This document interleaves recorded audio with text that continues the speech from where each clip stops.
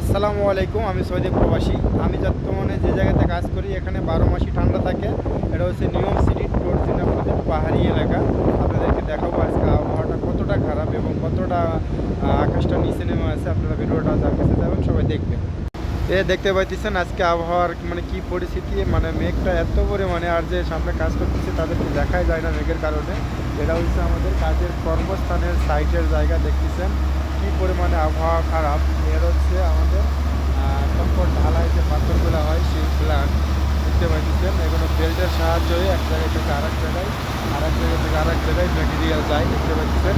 আর সবচেয়ে দেখেন উপরে যারা টাওয়ার কেরেন আছে ওখানে 15-20টা, ওখানে দেখাই যায় না ভাই যে টাওয়ার কেরেন দেখেন, অল্প অল্প করে দেখা যায়, এত পরিমাণে মেঘে আবহাওয়া খারাপ।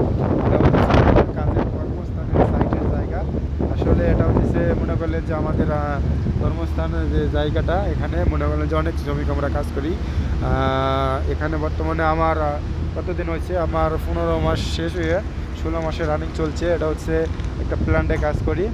আর এই দেখতে পাইতেছেন এটা হচ্ছে আমার গাড়ি, এই গাড়িটা আমি চালাই। আর দেখেন চারিদিকে শুধু মেঘে অন্ধকার হয়ে আছে, ঢেকে যায় আছে।